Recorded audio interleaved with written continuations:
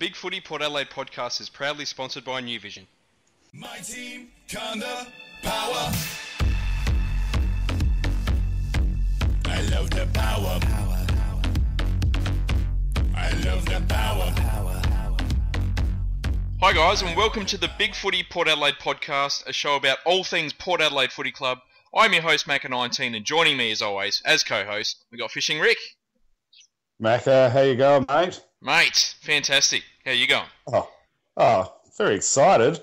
Pretty Special excited? guest coming on once again, like PAFC royalty, and he always boosts our figures when Tim comes on, so it makes me feel better. That's it. You've just spoiled the intro there, but good on you. That's all right. Sorry about that. Tonight we've got a very, very special guest, and I think we can all agree his last appearance on the podcast was indeed the most popular we've done so far. He knows all about finals because he both played, captain, and coached the Port Adelaide Footy Club in them. Welcome back, Tim Ginever. Thank you very much, guys. And yes, I mean, the numbers went up because I'm from a very big family. That's why. Simple as that. That's why your numbers go up. I can double the crowd straight away. Good stuff.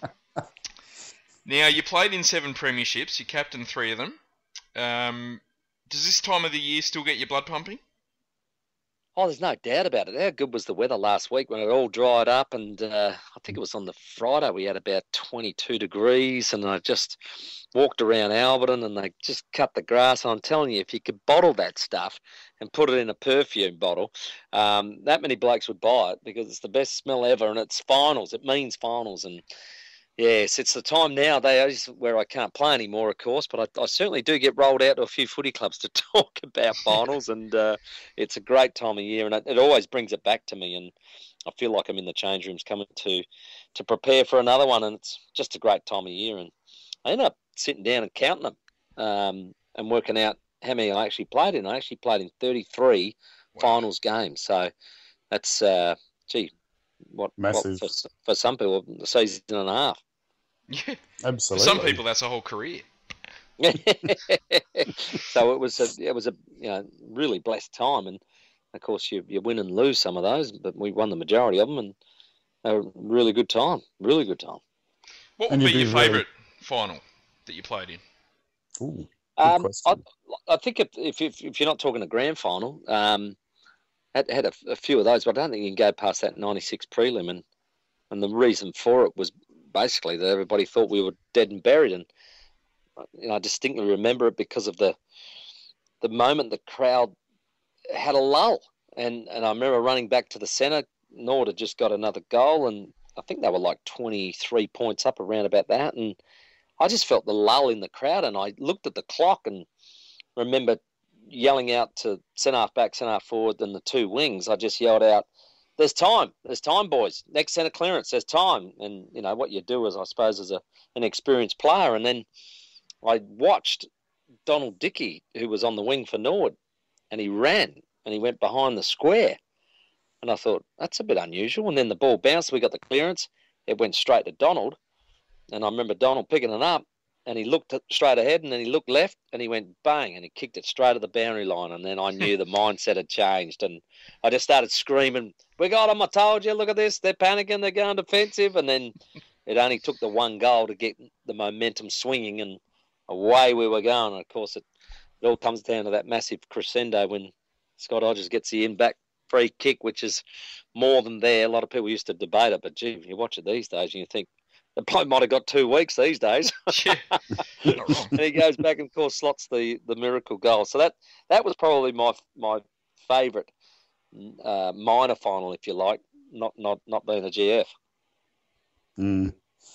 I still always go back to the 94 grand final, though. I just thought that was an amazing game, amazing comeback, and, all the players were so hard and just put their bodies on the line. And I was watching the replay last year, actually, and I've forgotten about it, and bloody Scott Hodges, he got pounded that game, but he just kept getting up, and that last quarter was amazing.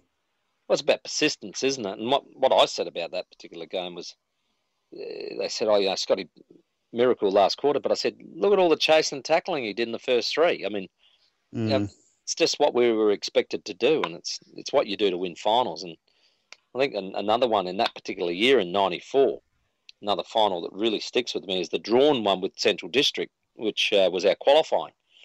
And we drew the game. We were 7 points down with 57 seconds to go, and we drew it.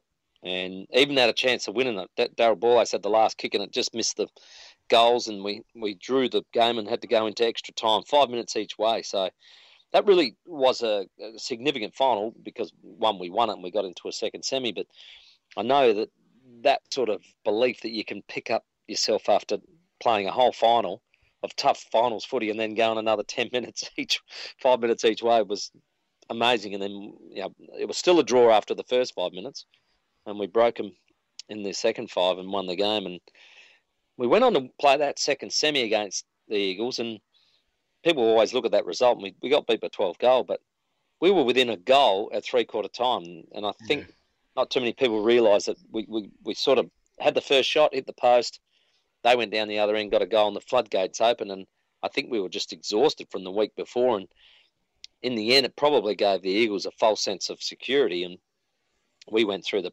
preliminary and did a similar thing where we had a tough 3 quarters and ended up winning by 15 goals, something ridiculous, and then went into that grand final really match hardened, and I knew we were finals fit. So I was pretty confident. Admittedly, 20 minutes in, things didn't look real good. So it ended up being an amazing final, and one of those things that you just, you love for life. So you got us back in the game. You threw a little bit of a cheapie at Freeborn and won a free kick, and suddenly we're back in it. I was brutally attacked, thank you. And a savage. I don't know what happened. He went crazy and filthy player, Freeborn. Terrible. Exactly, he had rabies or something. I don't know what was going on, but he went berserk and ran at me, and I had to defend myself stoutly. So that's what happened, and the result was history. But look, at the time, I remember Darryl Borlase just coming up and saying, "Don't worry about it. We're going to come back. We're going to win," and which is classic experience and belief. And then a bit of an argument started, and that's where it all started, around about centre half forward. And then, of course, it went down to the pocket, and all I did was the ball got thrown in, and he was hanging on my jumper, and I just quickly put the old elbow into the wind bag, and he went down, and I thought nothing of it. And then I turned around, he was running straight at me. So self-defence, Your Honour. That's it. So, look, it was great because you then got to kick the goal. And I always say, look, I say to kids now I train, you watch how many blokes miss from 25 metres out on a 45-degree angle. They miss all the time. I'm watching it now. I'm doing the SNFL finals. I'm doing AFL with the 5AA, and they're always missing that easy kick, and it just drives me insane because it should just be put away, but it takes some courage not to choke on the kick. Simple as that. Yeah, I mean, that's been a bugbear of ours on the podcast all year, really, is our finishing for goal, especially at AFL level. And, we had a bit of an argument about that yesterday on the podcast for about 10 minutes. Yeah, it's a big one, and it's something that, as a young man, I remember not having and panicking about it. And I remember Stephen Curtis, who used to play for us, number 7, with the bike helmet on, and he just came out and said, "What's the problem?" And I said, "I don't know." He said, "Well, can you kick him on the run?" I said, "Yeah, I can." He said, "Well, how about you go all the way back and make out you're on the run?" I thought, what a great theory. So I did that. Now, unfortunately, I got a hop, skip, and a jump in the middle of it, but the routine was set, and I knew I wouldn't get too close to the man on the mark, and that was the routine. And then you're confident in what you do. It's Jay Schulz has a routine. It's a really good routine. Very rarely misses, and it's so important, especially in big games. Absolutely. See? Yeah, well, our debate last night was we were using Robbie Gray with his couple of set shots, and I'm not picking on him because he's a fantastic player, but I was just saying in the Freo game, I thought he had a couple of goals that he should have kicked, and the argument was that he was a midfielder, so it's harder for him to be a more regular set shot, and I sort of thought that was probably not true, and I was interested to see if you thought you'd give the midfielders a bit more leniency with their goal kicking accuracy because they're a midfielder and have to do more running. Not at all. Not at all, and especially a set shot. Oh, no! You kick him. No dramas. I think he's actually improved his set shots from a couple of years ago. So I think he's on the improve in that area. But I thought it was the ones on the run that he missed that I thought were the ones that were very unusual. There was one he tried to kick on the outside of his right when it was probably a very simple on the left, and then another one on the right, which was in play. So they were a bit unusual. But I think his actual set shots have improved probably considerably. I reckon he used to be a bit nervous on them in previous years, and I reckon he's actually picked up in that area, just about every area, because I would seriously think that he should be a very, very close chance at that Brownlow medal. Absolutely. Oh, he's got to be up there. Yep, absolutely. Yeah, he's been amazing. Look, last time we spoke was way back in round 3. How have you seen the year pan out for both the Power and the Maggies?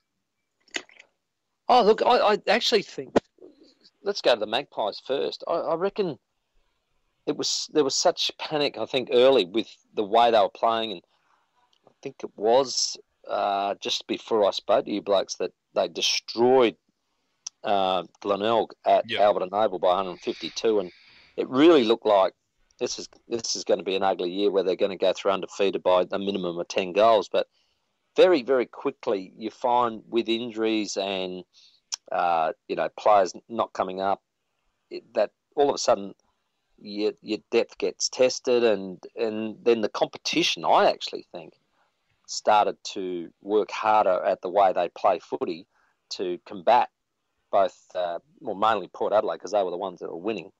And I reckon they improved. And I actually saw Central play Port Adelaide in a trial game and have no idea probably what was happening, to them then playing them at Albion and losing by a couple of goals, to them winning at Elizabeth. And then you've got South Adelaide who beat them. And, they've had a minor round where they've won 12, lost 6. So that was probably a really good result for the whole competition, considering they were getting AFL-listed players back in for the first time. So It was a really, really good year, I think, as far as the end result. If you said you could finish top, but you're going to lose 6 games, I reckon you couldn't hope for better than that. That's probably a really good result. So now, obviously, it hinges on finals, and probably the form teams at the moment are Norwood and South. So it'll be interesting to see how the boys go this week. I'm confident that the Magpies will win.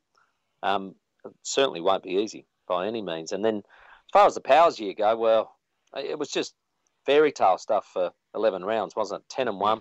We're all going Adelaide Oval. We're going, how good's this? And we're calling it the Portress, and we're going fantastic. And then I think what happens here, and you can make excuses, but the maturity of the list, you just see that, if you let one game go and then, we got a really slow start because we couldn't get motivated, and we lost another one, and then all of a sudden you forget how to win and what you were doing to make yourself win. So I don't think it was any coincidence that it coincided with injuries to your key backs, and it was Tringo first and then Carlisle, and that really hurt us and probably showed where we're at. Our depth as far as tall defenders and obviously another ruckman really got tested in that period. So I think they did well, because I to get themselves back out of it, I thought it was the Sydney game at Adelaide Oval that I said to myself, that is us back to where we're used to, the way we were running and the way we were going hard and the way we were closing other oppositions down really quickly. That was the first game I said, we've got our mojo back. I can see it. And I reckon we're still playing good footy, even though we had a really terrible 20 minutes where we allowed 9 goals in on the weekend. We're still playing really good footy. So I'm confident moving into this first final against Richmond that we can play that good footy for longer than what we did on the weekend. Good to hear, unlike our coward co-host over there, Macca, who's fearful of Richmond. So I'm glad you've at least got some confidence on the show tonight, because Macca's trembling over there. He's fearing Richmond. He's fearing Richmond. I never thought I'd say that. It hadn't been said since 1980, I don't reckon. Very true. Very true. That's one for the books. But look, hey, they're in good nick. They've won 9 in a row. They've beaten some serious teams. They haven't beaten just lightweights. And to beat Sydney in Sydney, that's a superb effort. And they do have some genuine talent.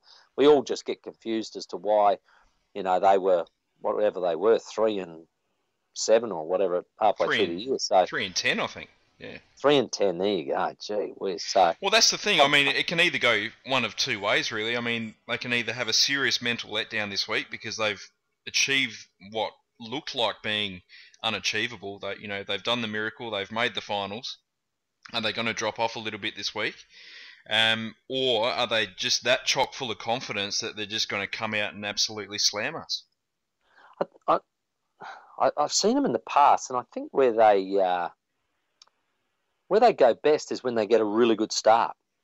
And I think that's our big one on the weekend, is not to allow them to have that sort of 5 or 6 goal start and then go, okay, well, we're good at coming back, so we'll wear them down.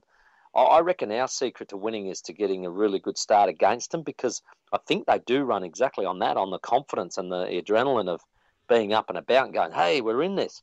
But if they're seriously challenged early, it might be a problem, because they got the jump on Sydney and they were able to sort of maintain and then hang on, really, to a fast-finishing Swans. So I reckon our go is not to be in that scenario and make sure that we are, if we're 1 or 2 goals up, not much at half time, I'd be extremely confident that we're going to go on with that. If we're 5 or 6 down, that's going to be our battle. And that'll be because they're super confident and flying. And I reckon you're always a chance against them, though, as Carlton were last year when they got, I don't know, I think they were 6 up at one stage. I was watching. Yeah. And they just, in the back of their minds, be thinking, oh, not that again. This is happening again. I just reckon we've got to really make sure we snuff any of that ability out by having a good start ourselves, and that would be a turn-up, because we haven't been fast starters this year. Have you, when you in your playing experience, did you ever come up into a finals game with a team that had sort of a run on like Richmond has, and how did it go? Can you remember any? Like a team that's got a bit of momentum. I think several times we met Glenelg after they had won a lot of games to get in, and then they won 2 or 3 finals to sort of get there, and you're sort of going, well, that's winning momentum at its best. And then it was just you're meeting a really tough, hard finals opponent. But to win 9 in a row, I don't know if I've ever met anybody in that sort of form, and that is hard to stop. You've got to make sure that you're doing all the things that make it a really hard, tough contest, and maybe not, especially not letting them get a fast start. So, yeah, it's funny. I was thinking, I'm chatting actually tomorrow night to the boys that are playing for the Magpies, and you go back to what makes you win finals, and when you've played so many, there's so many different scenarios. You've been down to begin with, you've been up by 5 or 6 to begin with, and how do you handle those situations? And are you in front at 3/4 time? Aren't you? You're down in the last quarter. Aren't you? Up by 10 or whatever? How do you hold on? They're all different scenarios, and what it actually comes down to, it's just been really mentally tough, and knowing that you came here to do that job, and you're going to keep persisting at what we believed in until you do it. Now, if that means you're 10 up, well, you want to go 20 up, and that would be the scenario in '89 when we were up against one of the best teams I reckon I ever played against in North Adelaide, and they, capitulated in the first half. Now, you'd think, as talented as they were, they'd be able to come back, but our mental toughness and our ruthlessness didn't allow it. Just it was like, no, that's not going to happen. And then you get your 94 situation where you're 6 down and looking hopeless, and you've got to be mentally tough to go and start eating the elephant bit by bit and getting back to a scenario where somebody I was talking to on the weekend told me, Timmy, do you know that's the most goals Port Adelaide have ever kicked in a quarter in any grand final? And I said, which quarter? He said, the last quarter you kicked 9 goals. I said, gee, I knew we were going all right, but I didn't actually realise we kicked 9 goals in the last quarter. He said, yeah, you did. And he said, I've looked it up. It's the most goals ever in a quarter. It's amazing. So there's all those different scenarios that can happen. You've got to be mentally tough and ready to take on whichever ones you're confronted with. Is it a massive advantage for a team at SANFL level or AFL level to be able to come without the break and run the whole way through the final series and still win? Or is it almost just now an impossible dream due to fitness? No, I think our guys are as well placed as anybody to do that. finishing 5th, home final, I reckon they're as well placed as anybody. Now, they'll go either to Sydney or Perth, and I got a feeling in my stomach that I think we might be going to Sydney. I reckon Freo are in better nick at the moment. And if we get Sydney on ANZ, then I reckon we're a big possibility there. And then you're sort of talking Hawthorn, Geelong, depending on the result there. So, look, I really reckon our guys, if they believe, and I tell you, I reckon that's the biggest hurdle, was believing. I reckon they're a team fit enough to go through a final series without any drama. I think the thing in modern football that we won't see, that the scenarios that I was just talking about, was that this day and age, and even an SNFL level, and I saw it on Saturday night occur in both games, the coaches are prepared to put so many players behind the ball that they can stop a 10-goal run or a 6 or 7-goal run. They're prepared to put so many blokes behind the ball that they stop it. And looking at Norwood and Sturt on the weekend, Sturt had 20 more inside 50s, but Norwood were able to hold them at arm's length just by controlling the numbers and in the right spots and making sure that it was too hard for Sturt to get through their defensive zone. So that's probably the thing I've noticed about today's game more so than ours. And our era was, if you could get momentum, you could really break a side open and keep going. Well, look, let's have a quick chat about the Magarey medal. Obviously, a fantastic result for ex-Port Magpie Zane Kirkwood, who pretty much tore the Magarey medal apart with 29 votes. He was the runaway winner by about 9 votes. Now, Tim, you coached Zane at the Maggies. In fact, I think you debuted him as a 16-year-old in 2008. What was he like to coach, and did you see him turning into such a fantastic footballer? Look, he was so coachable. It wasn't funny, but he was just a terrific kid. Just, one of those guys that you've got his eyes straight away. You don't have to ask him to look up. He's just looking straight away anyway. So he wants to hear, he wants to learn, he wants to listen. He was such a hard worker. In the game I debuted him, I reckon he had his first 2 touches were smothers off the boot.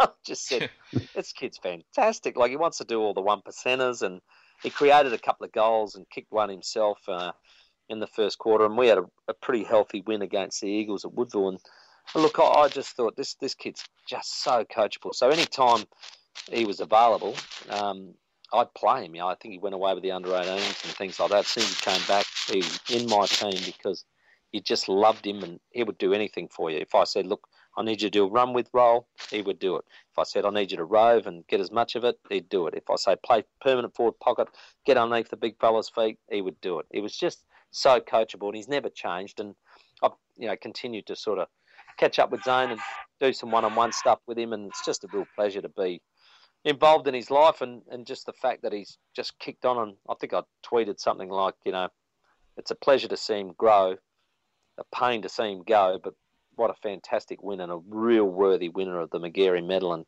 geez, he got out to a great start, and then he never looked back. It was no catching him, and well done. I thought it was terrific.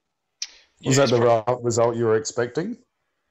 I thought Zane would win, and I honestly thought that Steve Summerton would be extremely close in the voting to him. And as it turned out, I think Steve polled 15 to his 29. I thought that was a bit of an injustice to Steve Summerton. And the fact that he won the AFL Coaches Award, the SNFL Coaches Award, which all the other coaches vote on, sort of says the impact that Steve had this year. Yeah, I mean, he certainly polled in enough games. He just kept getting those blasted third preference votes. Yes, which you sort of go, oh, well, they've acknowledged him, but, did he deserve to be the 3? I'd have to go back and have a fair scrutinisation of it, but it's the old story. What's done is done, and you move on. And, I actually thought Zane would be the worthy winner, but I thought Summer would be a lot closer. Yeah. Well, I guess that's the issue when we had, we were winning by so much for so long, and we had 5 or 6 players all getting sort of 35 touches a week. I guess we were always going to share around the votes a little bit. Yeah, and you had Benny Newton in great form. And look, there was a game against the Crows at Alberton that I remember doing, and I actually think they got the votes right that day. And I think Samo got 2, and I think Andrew Moore got 3. Yep. And I couldn't disagree with that. And yeah, it's just that's what it is. It's a medal decided by the umpires, and they make the decision after the game, and that's it, mate. You just accept that, the old umpire's decision, and move on. That's it. Well, I want to have a quick chat with you about the Guernsey debate. Obviously, it's something that you might hold pretty close to your heart, the old prison bars. Obviously, this week we can't use our home Guernsey, but we've been given authorisation to use the prison bar Guernsey, and it looks like it's actually going to happen now. How does that make you feel, Tim? Seems like a bit of a bizarre scenario. I think we need to go back to the beginning. It should not be in a debate. It shouldn't even be entered into. This is one of the most confusing non-issues. I cannot believe that we've even been asked to do anything with our Guernsey. We are playing home. We finished 5th. If they had have asked, Essendon, Collingwood or Carlton in that same situation to change their Guernsey, which they wouldn't have. There's no way the AFL would have asked them to do that. It just reeked of, you're in the minor state and, you're in Adelaide and it doesn't matter and you just change it. And it was like, nah, we're not going to cop that and we're not going to roll over. And I still think, even though I love, as you know, that Guernsey just means so much to me, I still think on Sunday we should be out of principle wearing our home strip. Not happy jam. Absolutely. Is it a thing for the players where it would be disrupting, putting your old playing hat back on, or is it more just a bureaucratic war and the players don't really think about it, or do you get influenced by those sort of things? Does it unify you as a playing group? Well, Rick, in our day, and this is classic, I got a text from Mick Abbott, the ex-umpire, yesterday, who said to me, oh, my Lord, he said, if John Cale had have got hold of this, he said he'd have fired you blokes up so much, he said, you'd come out and beat a team that's won 9 games in a row by 20 goals. He said, it's the typical Port Adelaide thing that just goes, rightio, it's us against the rest of the world, come on. And that is the attitude. And I love that. I think as a player, you just use it. You go, look what they're trying to do. We would get players rubbed out for one game. Darryl Poole for the most pathetic little tap on the chin of Stephen Rowe. Gets rubbed out for a game. We use that to fire us up. It's like, no, all right, no dramas. We won't say anything about it. But when we get out there, we'll do the talking with our actions and we'll just smash you because of it. And that's, I reckon it was one of the great things that Jack used to be able to galvanise us as a team and as a club to go, you know what, we're not going to whinge, but we are going to react. We are going to react. It's going to be on the oval. And that's what we would do, and it was just fantastic. And, the 1990 bid, that was just a classic example of, I reckon Jack almost went, you beauty, because we were sort of going through the season, but we weren't going through it with any sort of, purpose or, ruthlessness. And this day happens where we're bidding for the AFL, license, and all of a sudden exploded. I think Scotty kicked 13 goals in the game at Alberton against West, and we won by umpteen, and we just went on this rampage. And it was like us against the rest of the world, and we loved it. So this sort of thing can be very galvanising, and I think, if anything, not that the coach has to say too much about it, it's just like, you know what? You are up against it, guys, and it's fantastic when you're the underdog. You love it. You got like a competition body telling you that you can't. Well, we'll just show them we can. Macca's still upset. He's very aggrieved, and rightly so. I mean, I'm actually offended. As a football supporter, I find it very offensive that rules are just made up on the fly to influence the team that you follow, especially if you're not based from a particular state. And for the maturity of our competition or where we should be, it's just really inappropriate. I think that's a very articulate way of putting it, and a way that I can't do because I get too angry. Well, I just wonder what would have happened if we actually finished top. Like, if we finished top and Richmond finished fourth, would they still be asking us to change our Guernsey? Well, you're actually spot on, Craig, because there's no difference in that scenario. It's like, excuse me, you're going to ask a team that finished top to change because fourth has got a non-clash Guernsey, or no? And how do they make this decision the week before a final when for 4 years we've been playing against Richmond in that so-called clash strip? And I don't blame Richmond at all. It's got nothing to do with them. Nothing to do with it. Not their issue, certainly not Port Adelaide's issue. It's the AFL's issue. And why follow it up with the fact that, okay, you can wear the prison bars, but you have to wear white shorts? I don't get that either. Why don't you just keep rubbing it in? Apparently we're not allowed to wear black and white underwear either. Yeah, no, you fit me with the 4B2. Why don't you just, just keep putting the boots in afterwards? It's just garbage. Absolute garbage. Yeah, it's like, every time we've worn the prison bars, I've gotten incredibly excited and really proud. And this to me is almost like it's just fueled with fire. And, I'm going to obviously be excited to see it when it runs out, but I want it to do some serious damage. Absolutely. We got the power to win, power to roll. Come on, Port Adelaide aggression. We are the power from. Look, let's have a bit of a chat about this game. It's the elimination final, Port Adelaide versus Richmond. It's going to be on Sunday at Adelaide Oval, the very first final at Adelaide Oval. It looks like a sellout.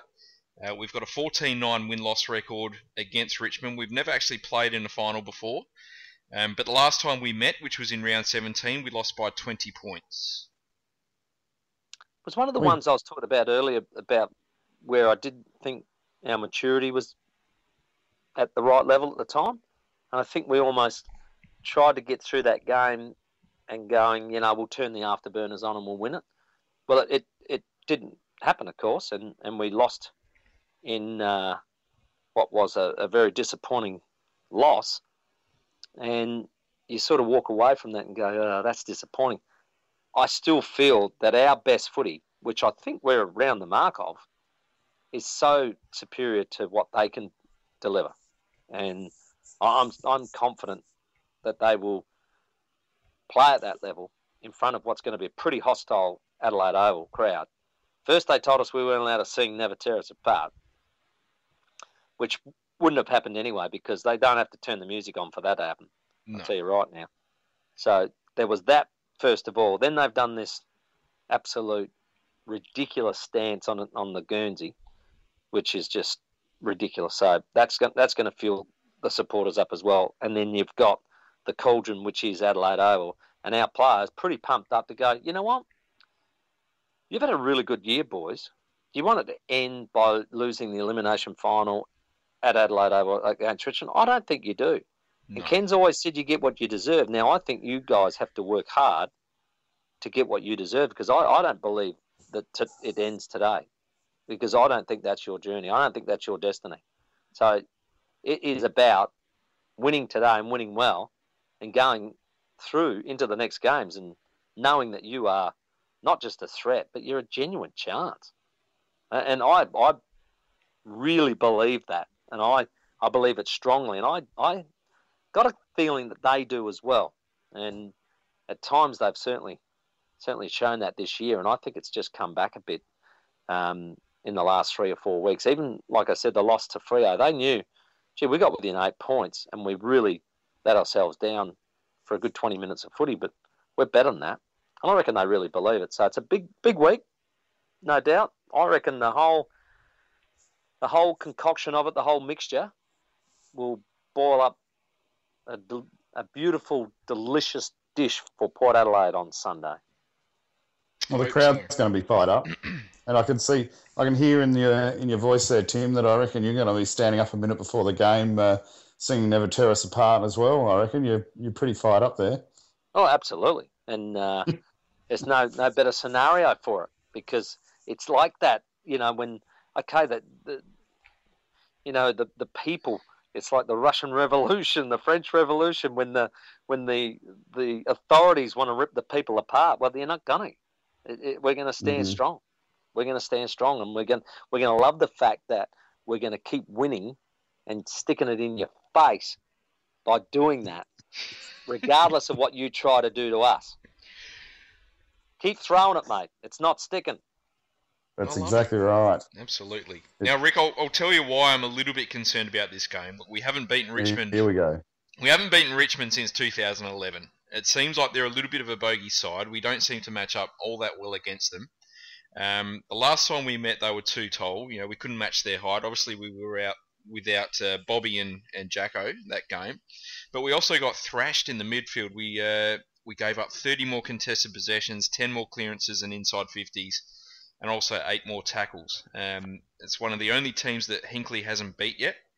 And it just seems to be that they're a bit of a bogey team. Craig, do you reckon we were in the same form then when we played them with all those stats as we are now?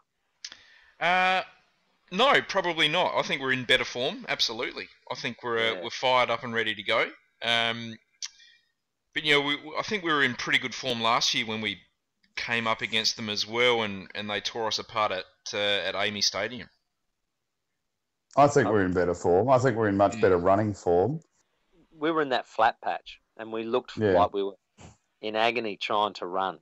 And now we don't look like that anymore. We look like we're running on top of the ground. So I'm particularly impressed with.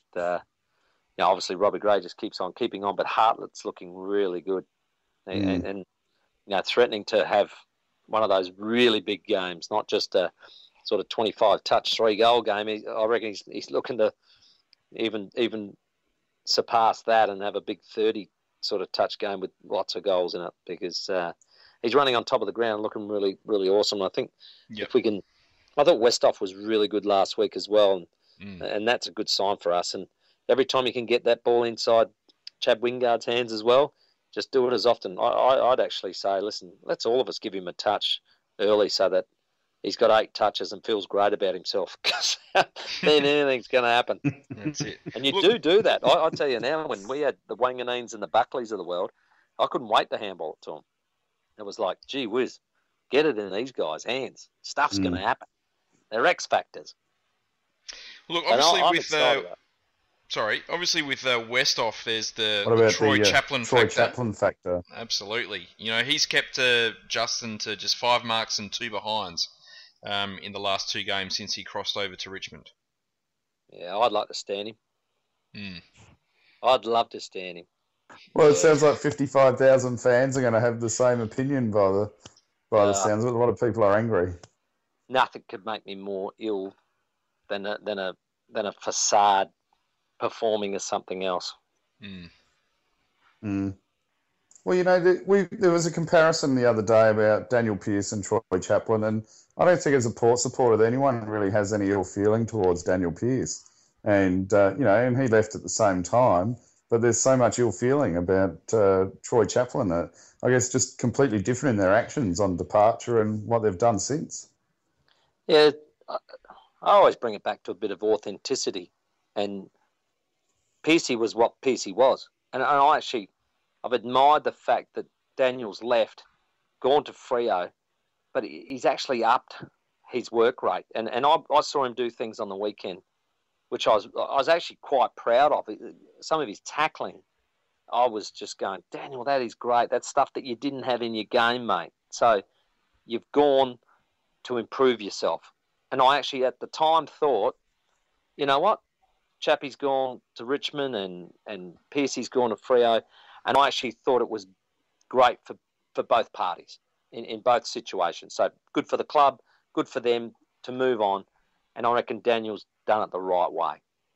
And the other fella just continually undoes anything good that he may have done prior, because he's got this real ability to talk a talk, and for us, never walk the walk.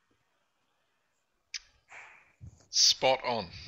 I could not agree more. I mean, I'll you tell you could now, tell Port- Pearcey put his heart out on the ground every time he played the game. He just left his heart out on the ground. I don't think you could say the same about the finger pointer. No, the finger pointer was good at that. He was terrific. Mm. He could do some of the what we used to call him nearly, because he nearly made the contest. He nearly took the body out. He nearly took the mark. He nearly hit the target. Oh, and it just kept going on. And I tell you now, one of the best things I reckon, halftime speech that John Cale said to us, we were going rough. We were going crap, quite frankly. And it was all about the way you prepare yourself. And we weren't doing it right. It was at Alberton Oval. He went off his head at us. And he said, "What do you think those people out there," meaning our supporters? He said, "Do you think those people out there don't know?" He said, "Do you think they don't know?" He said, "They've been watching football for over 100 years. They know exactly what's going on out there, and they know when you're dogging it, and they know when you haven't prepared, and they'll tell you. It's accountability." And I loved it. I said, he's dead right. Our people know football better than anybody. They are so astute, especially on your character. That they may never have met you, but by your actions and deeds, they will read you like a book. And I love that about Port Adelaide. Me too. Yeah, we are a good Spot judge of on. character. Yeah. You look at Troy's replacement in Jackie Homsch, and how good is Jack Homsch going this year? Talk about reading a bloke's character. How good a bloke is he? He's amazing. He has been outstanding. I saw him get 4 games last year when Jacko was out and didn't put a foot wrong. And I thought, gee, that poor little bugger's stiff getting dropped. But he did a pre-season that said, you know what, how about you pick the team around me? I'm definitely going to be one of your selected blokes. Yep. And he's done it. He's been terrific. Great kid. Craig, if you like him, what do you think of Tommy Jonas? Goes Fantastic footballers. I mean, they just, like I said about Pearcey, they just put their heart and they leave it on the ground. You've never got to worry that they're not putting in. You just know that they're going to go 100%.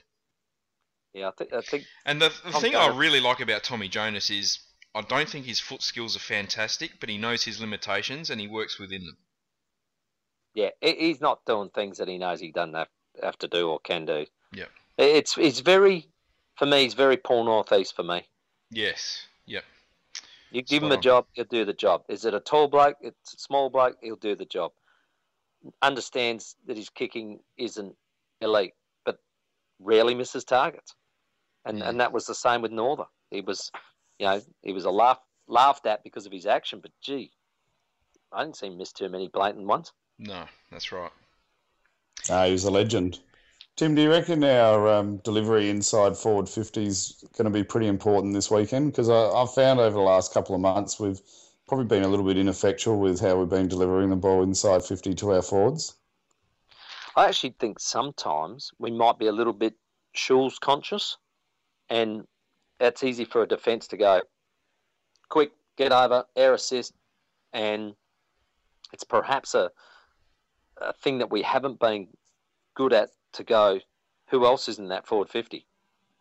And there must be somebody, one of our mid sort of forwards that, that Robbie Gray wingard type that, hang on, he's on his own now, and be able to change that kick and hit that other target. I'd like to see that more often when Schulz up there on his own. When you got Westhoff in that forward arc with him, it's not a drama because then you got Schulz in a one-on-one, which I think there's a stat that he's the best one-on-one mark in the league.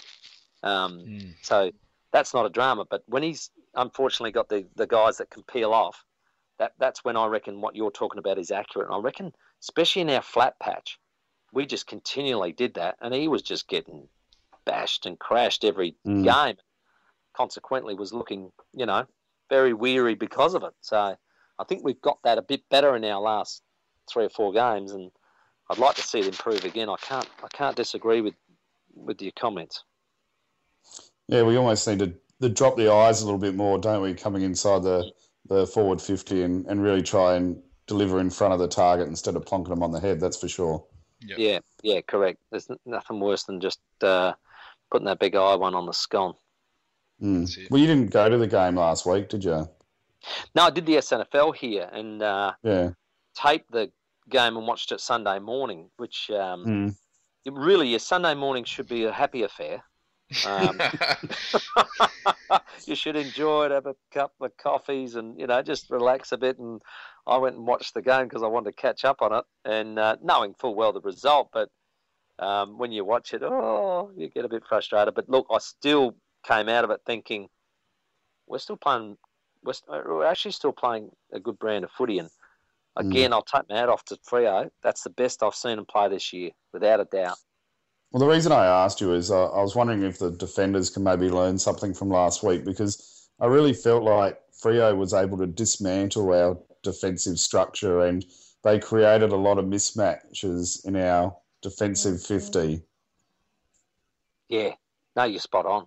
You're spot on. And I actually think if we've got the biggest area for development, growth and maturity is in our defence, which is interesting saying that when you've got Jacko and Carlisle as your two pillars who we rate highly. We love Homsch, we love Jonas, but Homsch is in his, basically 30 games, if that. You've got Tommy who's just hit 50 games. That's where I'm saying is that it's still young. It's still a young defence. And then you have your Impies and Pittards and O'Shea's and that go through as well. And getting that back six right is very important. And then, obviously, in today's game, if your midfielders aren't back there to help out at the right times, and that's where I think Freo do it very, very well. They're so good at getting back to assist what is already a very good defence. So, and they didn't have McFarlane. So, No. That can only get stronger back there. You're right. So, I mean, it's amazing how well our defence works considering how inexperienced it is. It is. And it's been the absolute rock of our side this year. We did an analysis on the podcast at the end of last year looking at sort of previous premiership dynasties like the great Hawthorn sides and Sydney and all that sort of stuff. And you looked at the age and experience level of their defence, and we were thinking, our defence is going to be 3 or 4 years off performing as well as it actually has this year. Well, probably in comparison age-wise, but I think we'll get there quicker because of what's happening now. So we'll get there within the next 2 seasons. I think those guys, like I said, you've got guys that are playing 50 games will be 75 games, but they'll be like 150 game players because of what they've been through. So I actually think we'll get there quicker. Well, look, we'll do the 4 questions. The first one is the time to stand up. Rick, whose time is it to stand up this week, mate? Look, I'm gonna ask for a 4-quarter effort from the Chad. Tim brought him up earlier, and I think that's right. I'd love to see the team get him into the game, but I think if Richmond's going to be exposed, it could be our small forwards that can expose them. Alex Rant's been a fantastic tall defender, and probably their small defenders is really our opportunity. So, especially Chad, but if Angus is playing and Robbie Gray's in the forward line as well, and Jakey Need, I think they'll be the ones to do the damage with Chad leading the way. Yeah. I like that, Cole. For me, it's got to be our midfield leaders. I'm talking about Boak, Gray, Ebert, Kane Corns, and Matty Lobey. I think this quintet is going to really need to be switched on from the start. And I don't think any of them can afford to play poor games this week because Richmond's midfield is really the key to their side. I've always believed that you win or lose by what happens in the midfield. No doubt about that. And I think your call is pretty accurate, especially with the names you mentioned. The thing I saw too was we get Kane to go to a particular player, and I think it was Hill last week, and he did a good job there as usual. But I think sometimes we're allowing the other midfielder too many touches before we do something about it. Now, it was Lachie Neale on the weekend. Yep. And I think he had 37, something ridiculous. Now, I just reckon that goes too long. Now, you might be going, okay, well, it looked like at times there was Brad Ebert, and he's going to go third up. That left Lachie Neale unattended at stoppage. The kid's a clever player. He's going to get the ball. So if we choose to do that again, I think we've got to make a call when we go, actually, you know what? He's at 18. That's too many. We've got to stop that.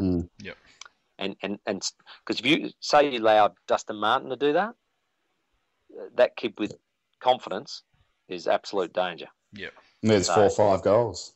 That's exactly, he hurts you on the scoreboard, and that's what we can't afford. So we've got to be very careful of that, I reckon. And gee whiz, who does that role now? Because we used to quite often throw it to the Dom to go and shut those sort of people down. The Dom ain't there no more, so Tommy Jonas. it'll be interesting to see what we can do. Yeah, he is good. He is good. So very interesting to hear Dom Cassisi talk about when he stood Gary Ablett and why he had such a good record on him. His theory was that he said, no matter where I was in what situation, as soon as Gary got the ball, I tackled him and made sure he went to the ground. He said, because if I had him on the ground, Gary would so often, with other people, if you watch him, he gets rid of the first one really quickly, but he power runs and gets the second and third, and then he delivers inside or has shots at goal. He said so. His theory was, get him to the ground, it stops him getting the next one and maybe 2. He said, so I can keep him to about 14, 15 touches. I've done a miracle job. And it was a great theory. Loved it. Worked. All right, so we just want to see 18 Richmond players all laying on the ground. Get them to the ground. I like it. Well, look, let's talk about the Danger Man, Rick. Who's your Danger Man this week? Well, look, you guys are going to bang about the midfield once again. I'm going to pick out Alex Rance. I thought he's had a fantastic year, and he's become a very underrated player, which is now a very performing player. And he was fantastic against Sydney, and that's where I'm concerned about our inside forward 50 delivery, because if we just bomb it, probably him especially, he's just going to pick them off and really expose us and create rebounds. So.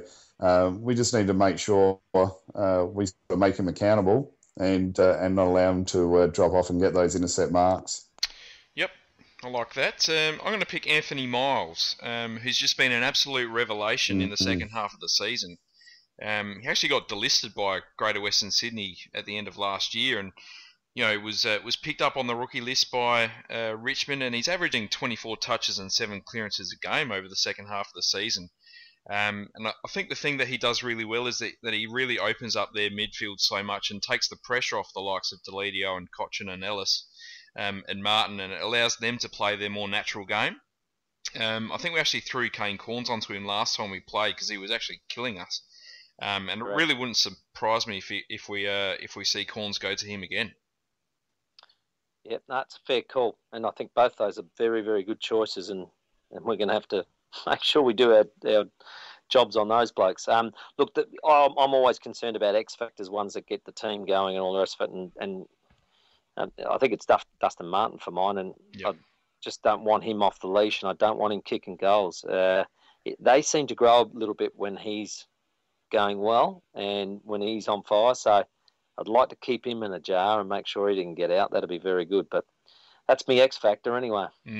Someone asked today if Dave Granger will come out and be runner this week for us. Well, there's no fear of losing then, is there? Talk about 18 Richmond players lying on the ground. We'll just say to him, it's Glenelg, Dave, it's Glenelg. Oh, dear. Times have changed. That's it. Rick, your key to winning, mate? My key to winning is not allow Richmond any time to play uncontested football, and we need to play a lot of one-on-one and lockdown football and make them accountable with the ball. And if we can do that, that's going to create the turnovers, the spillages, and our inside 50 entries to get the score on the board. Yep. Mine's, I guess, a similar tack. I'm going to go with forward efficiency. I think we just need to make the most of our inside 50s. It's something that's hurt us, as we've spoken about a lot on the podcast through the second half of the year. We just need to make sure that when we actually win the ball, we make the most of it going forward. The flankers need to be on their game. I think we're going to need big games from Monfries and Wingard. And we need Schultz and Hoff to create some marking targets inside 50. Our marks inside 50 has been outstanding all year. We just need to make sure that when we actually take those grabs, we put it through the big sticks. The only thing I'd add is what I said earlier about we can't let them get a fast start. I think they get confidence off a fast start, and they like being 5 or 6 goals up. And I just don't think we can put ourselves in that situation. We're going to be neck and neck into the second half, where I think that's when we can accelerate. Don't be chasing 5 goals. Make sure we're 1 or 2 up and accelerating out into the second half. That's purely on the back of mindset. Love it. Yeah, I did like that call earlier. So who's going to win? Port Adelaide, my friend, and I'm going to go with 47 points because we're going to be 5 goals up at half time. I like it. That's a good call. Tim? Yeah, look, I've been spruiking it all podcast, so I'm going to have to finish off with Port Adelaide. And look, I'm going to go crazy. I'm going to go 49 points. Wow. 2 more than you, Rick. Well, look, I'm going to go Richmond. No, I'm going to go Port Adelaide this week. I think we're going to win at home. I think the whole Guernsey debate is going to absolutely spur us on. We're going to come out firing. I think we're going to be 4 or 5 goals up at quarter time and not look back, and we will win by 23 points. Nice. Good call, Macca. Good decision. I'm glad this is a Port Adelaide podcast. That's it. You know, it's like, in a way, I almost wish the AFL didn't play the Never Tear Us Apart. It would have been so satisfying to see the crowd be able to just sing it without the music and do the big FU to the AFL and just go, you know what? You can try to control us, but you can't control us, and we're going to do it anyway. You know, that would have been fantastic. And I'm sure it will come to that at one stage where we won't need the music anymore anyway. That's it. Spot on. Cheer, cheer the black and the white. Honour the magpies day and by night. Look, the next game to talk about is Port Adelaide versus Norwood. The old foes going up against each other in a second semi-final. I don't think it gets any bigger than that. It's actually the 125th anniversary of the first Port versus Norwood final, which was actually also the very first ever South Australian football final back in 1889. The last time we met in a finals was in 2008, the elimination final, which we lost by 21 points. And Tim, I think you were coach that day. Thanks for bringing that up. That was terrific of you. Yeah. There was a chap called Taylor Walker did some damage to us that day. Yes, no, I didn't like that at all. It was a good final. Was a good game. If you didn't barrack for either team. But yes, tragedy for us, not good at all. But yeah, he kicked 7 that day, and definitely I couldn't understand why Craigie wasn't playing him. No. He could have played him and got him out of my sight. That would have been handy. But yes, no, they were too good on the back of what was an incredible individual performance by Taylor Walker. But look, it's a bit of that. They beat us in the first game and did it well. I don't think they lost any confidence in their narrow loss to us at Alberton. But I think our boys are a little bit fired up at the fact that they are probably very confident and maybe overconfident about their chances against us, and our guys are getting a little bit of a steely resolve with that feedback. So I'll probably get more of an indication of that tomorrow night when I catch up with them, but it's certainly been the coach's view to me during the week, Buddha Hocking, and I know that he's really fired up for this second semi. He wants to get straight into that grand final and get the just rewards for what's been a great year. So Port Adelaide for mine again. So he wants to win. He's not just playing to develop the AFL players. No, look, I think he may have been trying to protect us from a mindset, and it sort of backfired on him because Keith said, no, that is not our stance, and no, you must go back and retract that. So that was, yes. I thought he might get in a bit of trouble when he said it. Yeah. So no, he doesn't believe that, believe me. Is that your role? Do you talk to the AFL boys as much, or do you seem to have more influence with the Magpie players? Oh, see, yeah, quite a few of all of them now. You just about see the whole sort of Maggie's squad, but all the AFL boys I'd see, probably twice a week, on and off. And caught up with Jared Redden actually the other day. He's coming along all right. Really pleased to see him get signed for a year, and said to him, come on, big fella, have a really good pre-season because we sorely need you. Absolutely. You are Absolutely. the missing link for us. One, to give, obviously, that Lobie that break in ruck, but he can go forward and be dangerous when, you go, okay, there's Schulze with 2. Where's Big Reddo on his own? And he can mark it. He can pull it down and kick a goal. So, I do see a bit of them. Rick and all the lads. And, it is terrific to sort of still have a connection with Magpies and the Power lads.